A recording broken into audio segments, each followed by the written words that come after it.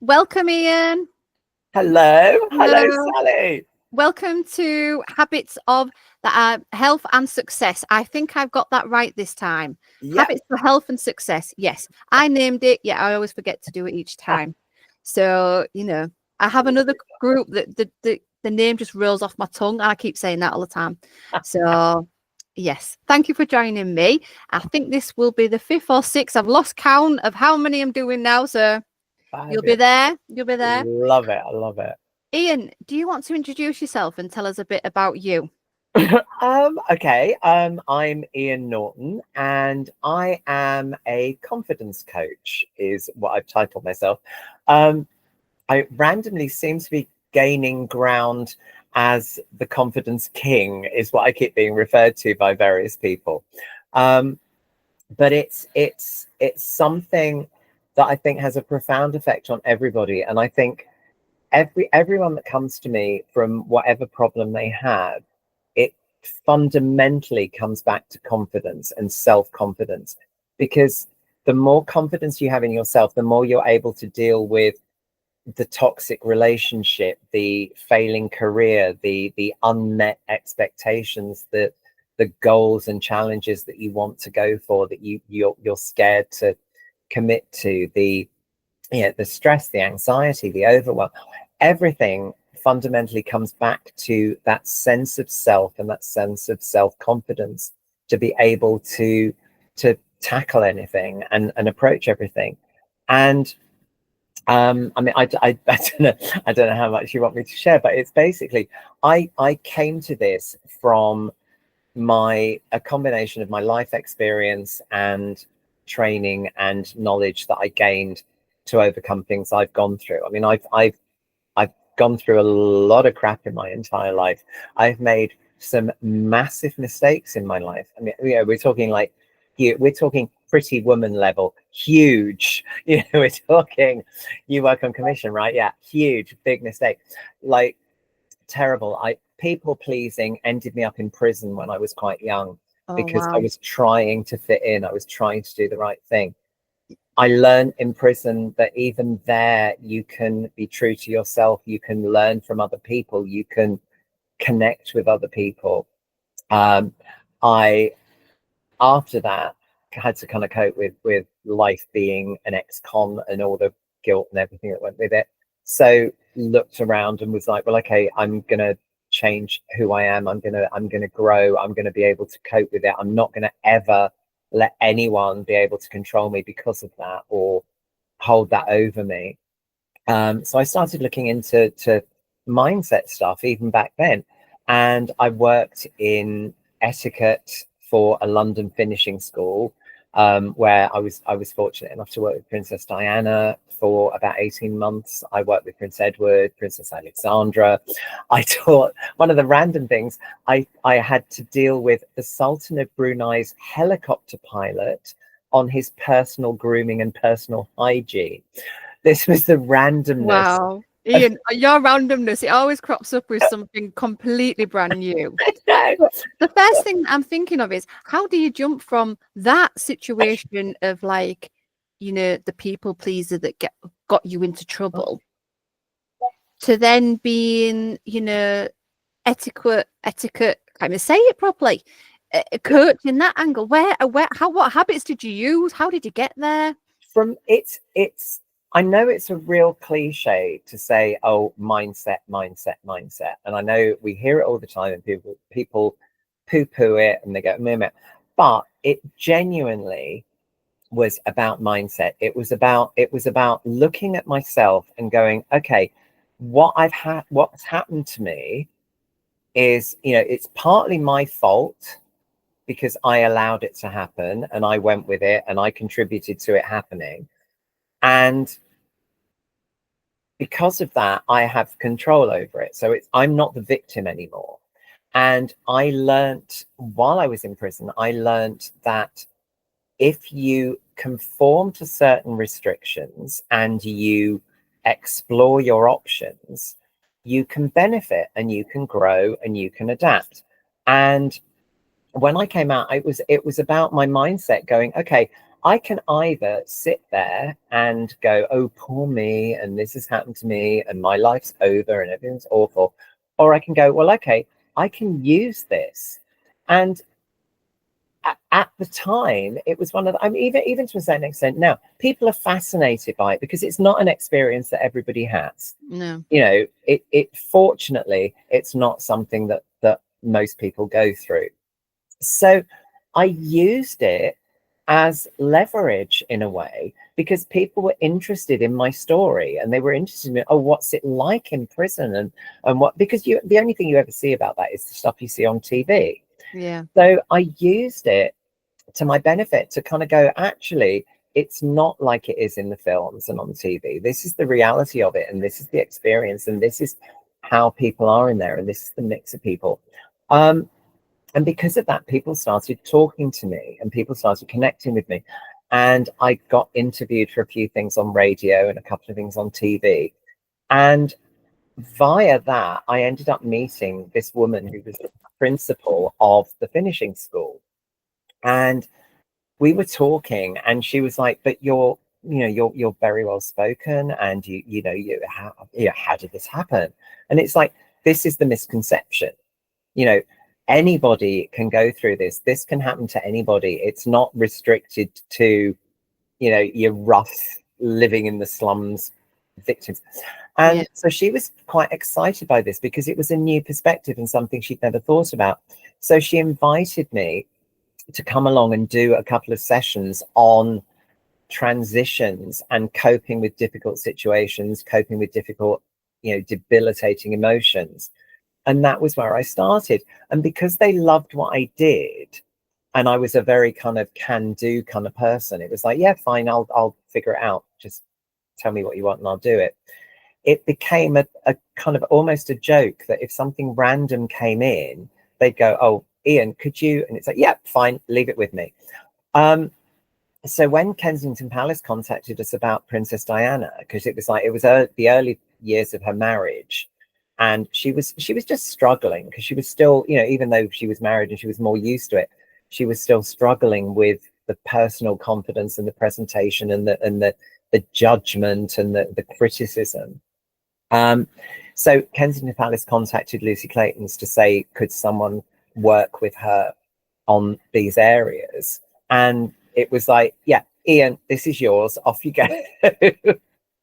So off I went. And because it went really well, I then gained the authority and the reputation of being, this kind of, it shouldn't work, but it does kind of person. Yeah. And that's a really good message, though, because I think even though people can't relate to the prison situation as such, I'm sure you can relate to the fact of feeling trapped in a situation, job, whatever that is, and then switching that and turning that on its head and saying, what can I make of this situation and how can I get out positively onwards? Do you know, it's that similarity, isn't it? It's never going to be as harsh. Yeah. No, but it feels like it, doesn't it? If you're in it, you're there, right? And people they get so beaten down. This is what I mean. It's that whole thing of, you can either choose to just sit in it and go, oh, poor me, and this is all awful, or you can go, well, okay, what am I getting from this? What is this giving me? Because it's like, if you're sitting in it, if you're just staying there, it's giving you something. Even if you're going, oh, I hate it, it's awful, it's terrible. Actually, it's not. It's giving you something. It's making you feel safe. It's making you feel secure. It's protecting you somehow. And it's about going, actually, what am I getting from this? Okay, well, how can I get that somewhere else? Or how can I use what I'm getting now in another way to benefit me better and to benefit other people? And that was the thing. It was, and that was kind of where it all came from. So it was like, this shouldn't work, but it does, because I'm coming at it from, rather than, oh, I read a book on etiquette and I'm going to tell you how to shake hands and say hello and sip your tea. I'm coming at it from a reality level of, you're dealing with people, you will be criticized, you will be slurred, life will, will throw crap at you. So how do we deal with that? Because it's not about you, it's about them. Yeah.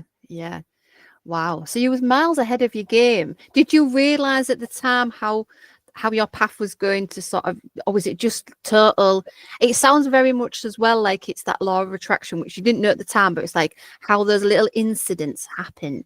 There's coincidences that just led you to Yeah, follow the breadcrumbs, you know. yeah, no, totally. It was never on the radar. It wasn't, I discovered Tony Robbins on, I went to work on a cruise ship for a while, and I bought a Tony Robbins book in Atlanta airport when I was on a wait for my next flight to San Juan, and started reading it. And this was like early 90s, I think. Yeah, probably at like 92, 93. And I read this book and was blown away by this guy going, this is insane. This is amazing. But didn't think any more about it. Just thought, oh, that's great. And that's really clever. And that's very American. And that's all over there. And that's them. And this is it. And it was never on my radar. It was just what I did. It was just, it was like I was always good at helping people. I was always good at listening to what they weren't saying and kind of guiding them, or going, well, what if that's not a bad thing? What if that's a good thing? Or, well, if you're having an issue with your relationship like that, what about thinking about how they're feeling at this moment? And it was just who I was. Yeah. But it never occurred to me that it was something that I would do. Yeah.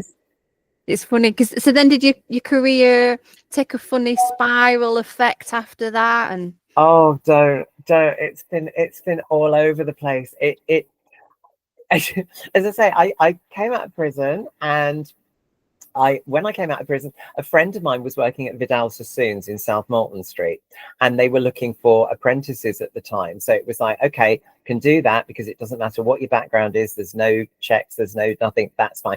So I trained as a hairdresser. So I am also a Vidal Sassoon trained hairdresser. well, if that is ever a status that you list off, So I did that for a few years. And again, that again, you're talking to people, you're a therapist to your client, so that, in a way, looking back, was also another step. But I did that, then I left that, and I pursued a career as an actor. So I was an actor for a long time. So again, you're connecting with people, you're being challenged, you're taking risks, you're stepping out of your comfort zone, all of that. I then met my now husband of 12 years that I've now been with for 16 years, and moved from London to Lincolnshire. And I ended up working within a high school, working with children with additional needs and behavioural issues. So I learned a lot about, I studied and I did counselling qualifications, and I looked at understanding challenging behaviour, autism, ADHD, anger management, all of these things. So I kind of learned all that.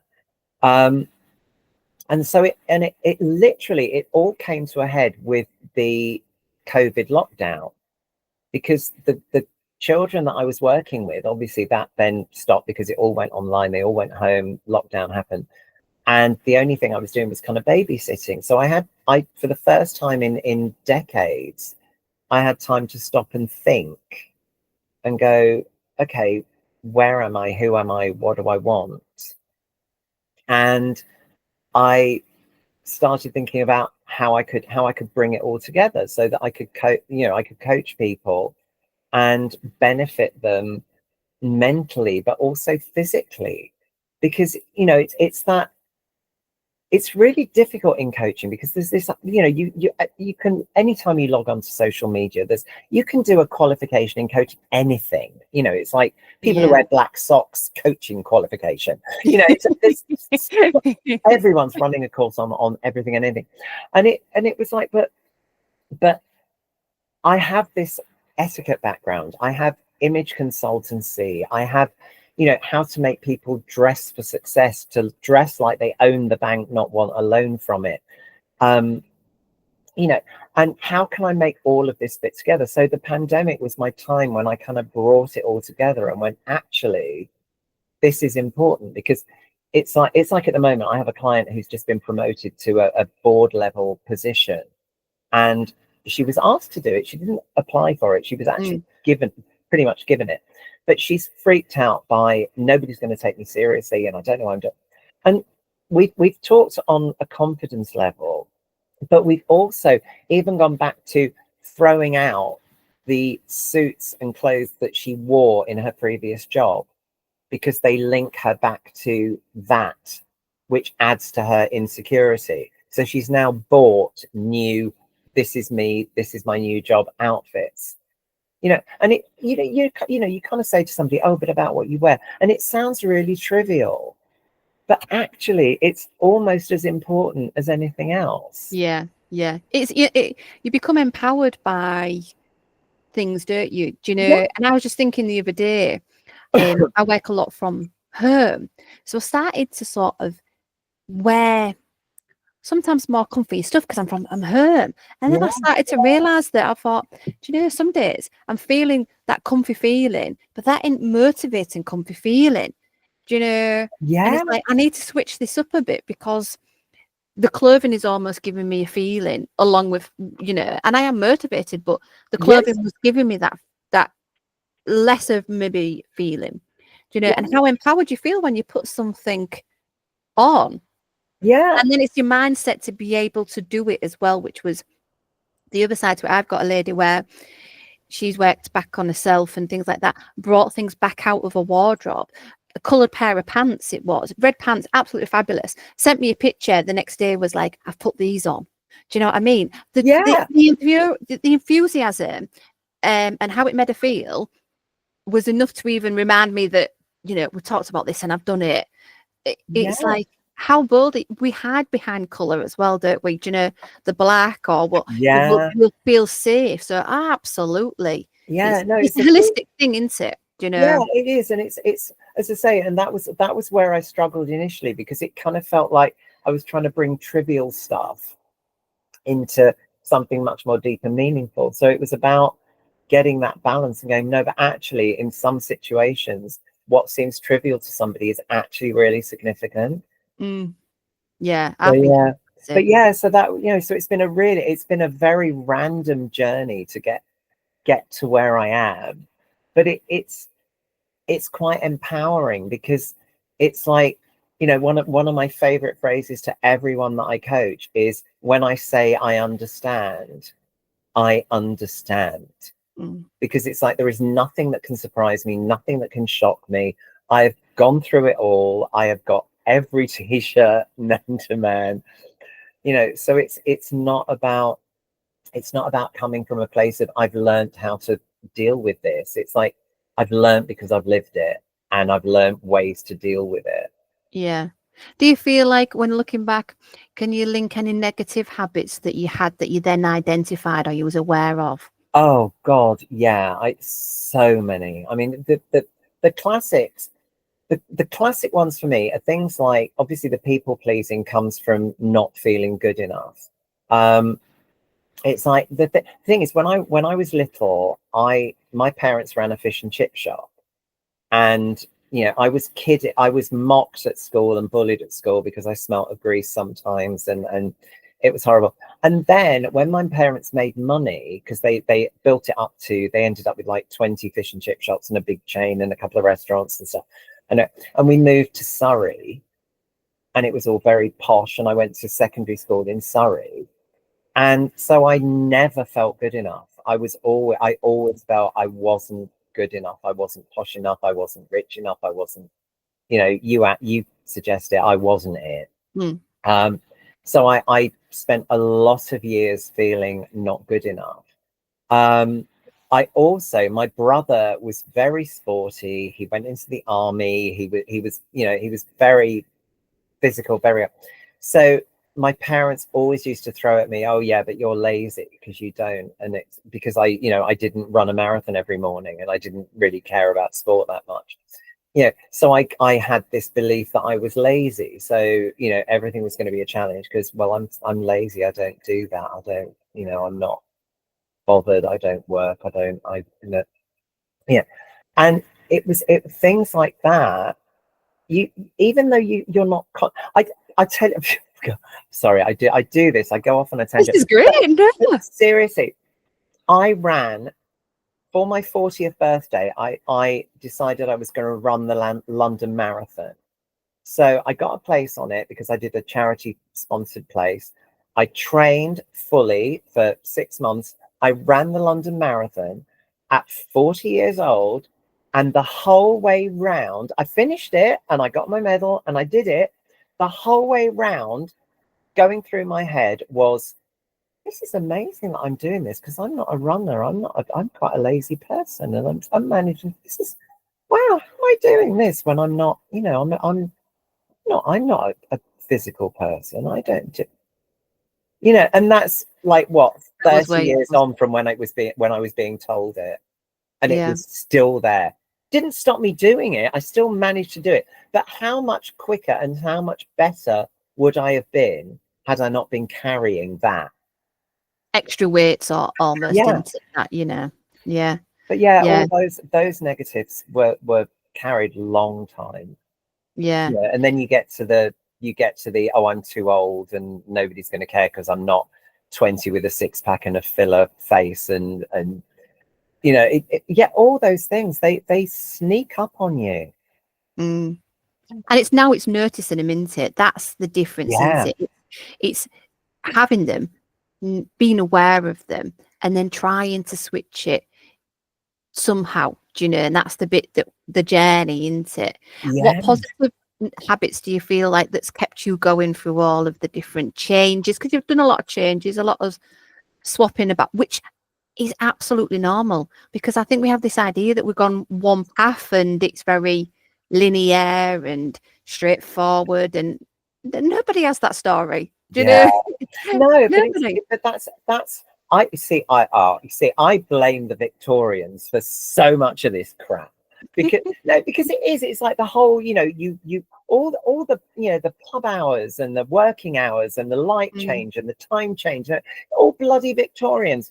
They wanted to hold everybody down and make everybody feel like crap all the time and just work and die. And it's all their fault.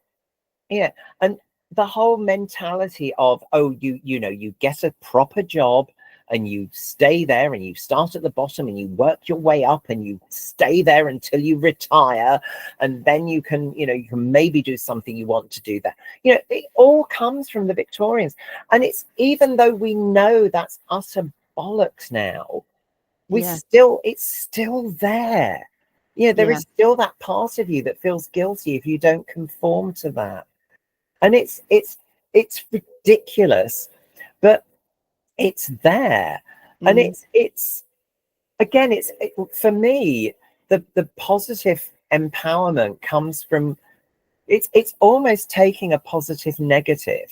It's like, because I've spent so much of my life being told, oh, you're wrong, or you're a freak, or this isn't right, or you shouldn't be doing that, or you should have been doing that, or whatever. I've taken that and turned it on its head and kind of gone, well, okay, if I'm such a complete... I'm trying to think of your words now. Well, no, I was just pausing because I thought, am I allowed to swear on the podcast? I don't know. But, Yeah, I've just said it's raw and organic, so go if I for am it. such a complete duck up, then does it matter what I do? No, it doesn't. So I'm going to do me. And I either way, you're wrong in Yeah. essence, aren't you? I saw something just today where it's like, you're wrong if you go for something and you excel, and you're wrong if you do nothing. Yeah. And you're wrong so you might as well just go for it. Yeah, but this is exactly that. I was like, well, okay, if I'm such a mess now, then if I do what I want to do, how much more of a mess can I? It's like it's like, if somebody's dying and you're not sure about how to do CPR, it's like, well, okay, if you get it wrong, how much deader are they going to be than dead if you don't do anything? And it's that same thing. So I flipped it to go, well, okay, if I'm such a disaster, I can't be any more of a disaster if this goes wrong. So let's give it a go, and try it. So it was that kind of habit of going, well, okay. And it's also one of the things that I've always said from a very early age, which I suppose it's kind of a little, I don't know whether it's arrogant or whether it's foolhardy or what, but I've always said, I don't know I can't until I try it. You know, so it's like, if I haven't done it, I don't know. You know, people go, oh, I can't do that because I don't think I can. It's like, but how do you know you can't till you try? You know, and if I try and I can't do it, well, okay, you know, fair enough. I know, and I can either learn or put it to one side and go forget it. But I don't know I can't do it till I try it. Yeah. Where do you think all these wise words of wisdom and resilience that you obviously had came from? I think some of it comes from, like I say, my brother was always he was the golden child. You know, he was the older brother. He was, you know, he was fit. He went into the family business and ran it after, you know, after my dad retired, and he was, you know, perfect, married, 2.4 children, the dog, yeah. And I was always oh, he'll be fine. You know, it was like, oh, he's independent. He knows you know, he'll be all right. And I think again, it was that kind of weird combination of the negative side being, oh, nobody cares. So going, well, if nobody cares, it doesn't really matter, does it? I can try it and do it and whatever. And also that weird thing that I've always had, that I've kind of ricocheted from, okay, fine, I want to kill myself, everything's terrible, I hate everything, to, oh, for God's sake, grow up, stop being so pathetic, what are we going to do about it? And finding a solution, because it's like, I'm not letting them win, whoever them happens to be At that time, yeah, you know, yeah, they're just not letting that negativity, yeah, negative you know, it's thought just, no, or they're not, yeah, you know, they're not going to win. It's like, no, sod it, there's a way out, there's something I can do, you know, and then just finding whatever it is. And the fact that I am here with you now, as again, it's something I say to people all the time, the fact that we are talking together now means that we have a 100% success rate at getting through anything that life has thrown to us up to now. yeah, You know, we are victorious in every, you know, any of those nights when we've laid awake going, I can't, I don't know, there's no way out, I can't fix this, what do I do? You know, the fact that we're here now, we got through that, we won. You know, we are 100% victorious in everything that we've gone through in our lives up to now. Yeah. So powerful, Ian. So powerful, isn't it? But It is. Do you have some good habit routines then that keeps you upbeat? Because you know, I always say we are always high vibe. We have to realize that you just said you know, you haven't been very well. We have to acknowledge and take the rest when it comes, don't we? But as a general thing, what's your routine? What's your habits that keep you going? Habits for me are things like I schedule like a boss. I really do, because for me it's really important. It's I can't, if I keep it up here, things don't happen, and then I feel guilty, or I feel like I've failed because I haven't done what I was going to do, and whatever. So I schedule like crazy. It's like Sunday afternoon, I send out all my Zoom links for the week ahead. I send out any important emails that I have to do, and I write pen on paper, because I have one of those appointment diary type things, and I schedule my week, and I start with the non-negotiables. So any appointments that I've got specifically in, I put in. I then put in time for me, because I know that I can only give a certain amount. So it's like, I can't, if somebody goes, oh, can I see you? That it's like, no, I've got enough people. I can't, because I'm not going to serve you to your best and my best. So I put in time for me and anything that I need to do. And I put in Bertie's walks so that they're in the diary. And then I put in the other stuff, like any study that I want to do or anything that I'd like to fit in. And I build my week, because then if like I, you know, while I haven't been well, I had to cancel things and move things, rather than going, oh, I'm a failure, or I'm letting people down, or whatever. it's like, from my viewpoint, I'm just rescheduling. I'm going, okay, I'm not in the right place to do that to my best, so I'm going to reschedule it. So I'm just lifting that from there and putting it there. So for me, scheduling is huge. That's an absolute non-negotiable. Also, another habit I have is that if I don't feel 100%, I never make a big decision, because I know that about myself, that it's never a good idea. So it's like, if I've got something important to do, I will cancel it, because it's like, no, it's not going to be right. So that, again, it's a habit. It's like, if I go, right, okay, I'm not feeling it, don't do it.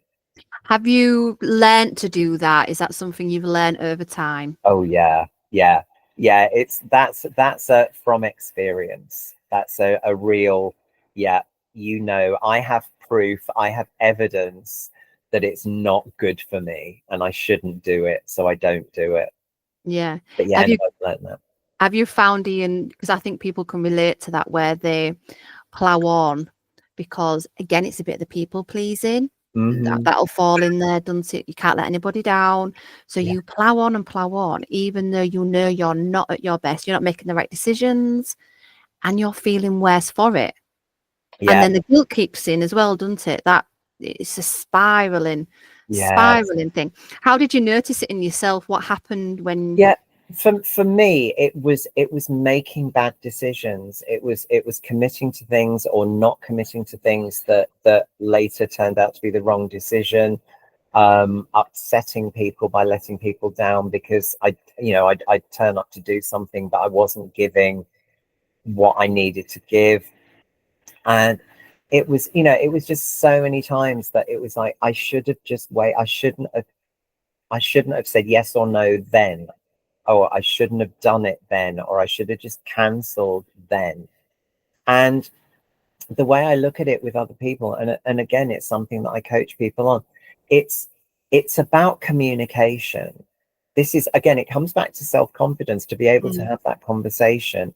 I would far rather have an uncomfortable conversation and go, I know I'm really sorry and I apologize for any inconvenience this is causing, but I can't do that today, than do it and create a complete mess because I went ahead because I thought they'd be upset if I let.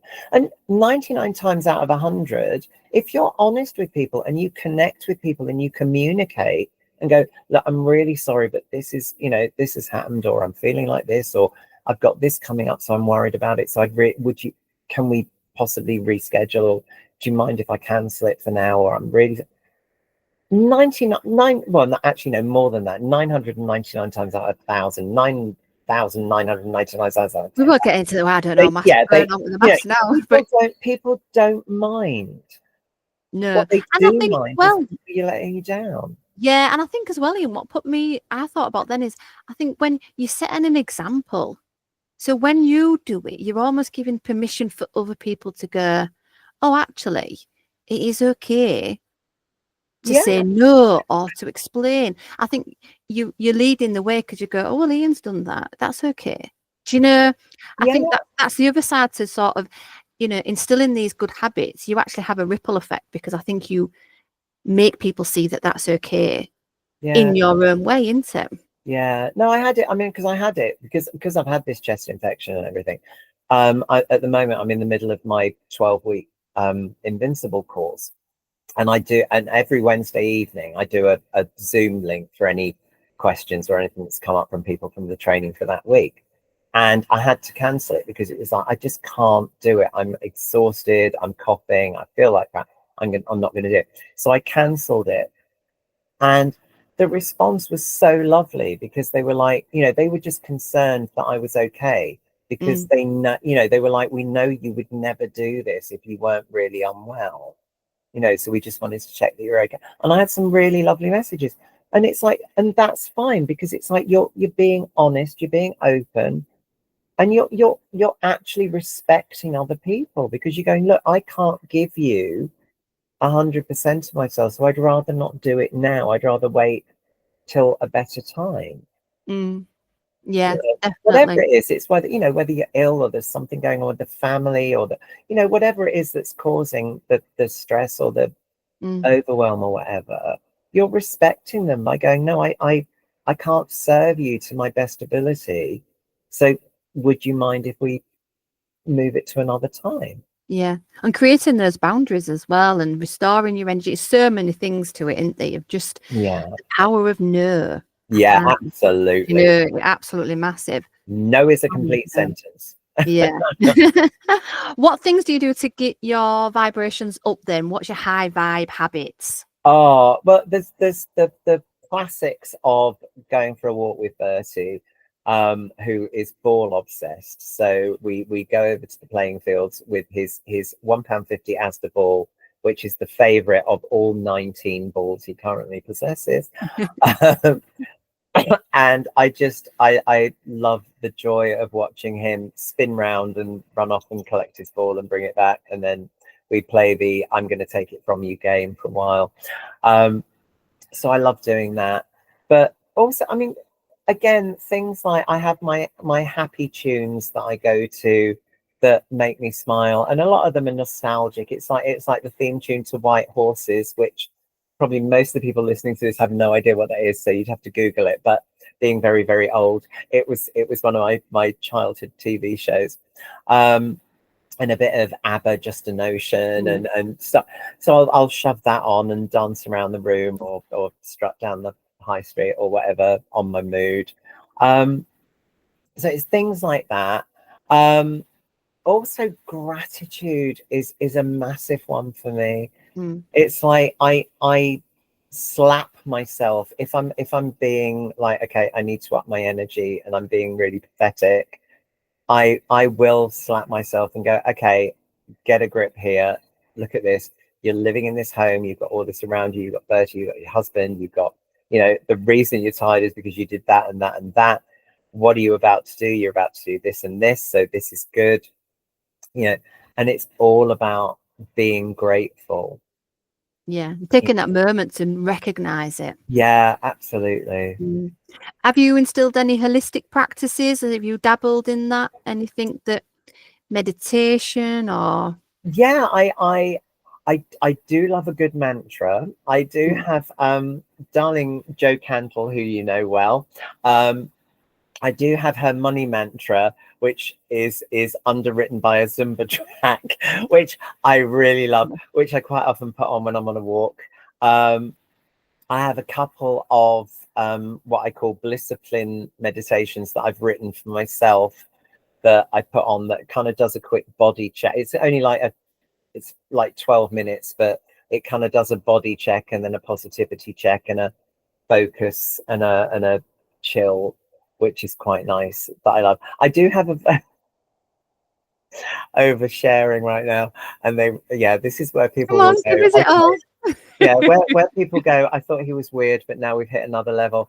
I do have, and I will explain why I do this afterwards, but I do have a thing where if I'm going to do a live talk, or like I did it just before this, I have to curtsy to a picture of Princess Margaret. And I Well, that is something different. and I have to share with you why. You have to now, because that's because about 20,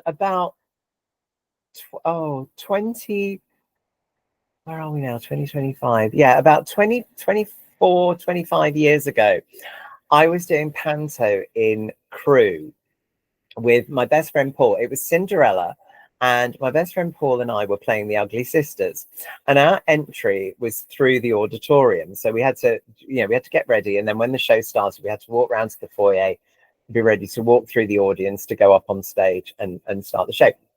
And the guy playing buttons was a stand-up comedian, and he used to overrun by forever on his opening pitch. He'd get on, and he's supposed to do like 5 minutes, and he'd be there for like 15-20 minutes. So he'd be standing in the foyer, head to toe Ugly Sister ready. And the Lyceum Theatre in Crewe had been recently reopened by Princess Margaret, because they'd had a full refurb and revamp and everything. And in the foyer was this portrait of Princess Margaret with, Lyceum redone and reopened by Her Royal Highness Princess Margaret on whatever the date was. And this particular day, we were just standing there really, really bored, and we curtsied to this portrait. I was going, "Mom," and then went in and did the show. Had an amazing show. It's absolutely brilliant. And we kind of, as a joke, said, "Oh yeah, we have to do that all the time." So we started doing it. We started curtsying to this portrait every day before we went on for every show. And the one show we didn't do it, the lighting crashed and the whole soundboard crashed. One of the dancers fell over and broke her ankle, and all this stuff happened on this. So it became a thing. So forever afterwards, every year when I do panto, I have a picture of Princess Margaret on the dressing room wall that I curtsy to before every show. And it then morphed into any time I do any kind of live presentation, I have to curtsy to Princess Margaret, and it will go well. Well, it gives you some energy source, doesn't it, Ian? Yeah. So yes, one of my more random habits, but well, I was going to ask you before we finish, because it's gone absolutely Zumba high already. I think we're on about 40. Yeah, so absolutely. And I know with you, Ian, I almost feel there's a part 2, which we might have to do, because I know that there's more to this and some more absolute gold that you've got. But I was going to ask you what your funny habit is, but I don't know if you might have trumped it on the funny habit that I've ever heard. I mean, I was half expecting Lady Di. Do you know what I mean? Diana. That sort of would have like. But no, Princess Margaret. Yeah, it's a thing. No, that I have to say that's probably my funniest habit. But no, I also have a great belief in the power move. Oh yes, I was thinking. I thought you were going to say about the power move. I wasn't expecting the. No, the power move every time. I mean, it's one of my go-tos, and it's one of those that anybody can do, and it's all about the energy of that moment. And again, it's one of those. It used to be kind of considered woo-woo, but it's actually scientifically proved now that it works. That if you stand in the kind of superhero pose, the hands on the hips, chest up, and stand for 3 minutes, it increases your cortisol levels, your energy levels, it brings your blood pressure down, it creates a state of energy. And if at that point, if you think of a memory of an amazing moment and a time when you felt really happy or really positive, it could be a moment when you're with your partner or your favorite pet or a great experience, and you do a move that isn't something you do all the time, so it has to be. I mean, mine is. Oh yeah, what is it again? Is it? And I'm there already. It's something. It can be, but something that you don't do day to day, and it reinforces it. You can create that feeling of feeling fantastic instantly, and it's just a process. And I do it with people all the time, because it's so powerful, because it just, our brains are just such incredible things. They will absorb anything you give them. And if you tell them that doing, clicking above your head means that everything is fantastic, your brain will go, "Oh, okay, I get that." And it'll buy into it. Yeah. So that's my other go-to. It's like, again, if I'm slightly under par, power move, and I'm on it. Yeah, you're on it. Oh, Ian, thank you so much. Absolute insight. Like I say, I know that this is only touching the surface of the incredibleness of your journey alone. There's episodes just to talk about this. The humor is there. If we think about curtsying with Princess Margaret, then we know we're onto a good one. But thank you for your lovely conversation, the habits that people have, and just the bits of inspiration and that, and relatability to how life is. It's not just that, straight line. And we can pick on it, and we can either, sitting, I always say camp Yeah. in that like negative victim, you know, and it's blooming hard to get out of. Yeah. But little things will just make a difference, won't they? Yeah, it's those little shifts. It's like nobody, if people are struggling, big, you know, complex ideas and therapy and loads of stuff isn't going to help, because they're not there for that. It's simple, small changes, simple little things they can implement, just slight shifts on the way they approach things or think about things, that they can do without a lot of hassle. Yeah, But make a difference. Yeah, and build. Yeah. Ian, how can people follow you? And what have you got Um, to sort of going on at the moment, just to cool. plug before we finish? Yeah, of course. I mean, find me on Facebook. I'm just there as Ian Norton. Find me there, because that has everything from me, family, work, and everything else. Or you can check the website, which is iannortoncoaching.com. But yeah, I think social media is probably the easiest. Follow you on there and see what's going on. You can see Bertie, my poodle, who is just the most glorious thing. Yeah. But yeah, that's Brilliant. probably easy. So yeah, just find me as Ian Norton on social media. Brilliant. Thank you, Ian. Thank You you. are so welcome, darling. It's been a pleasure.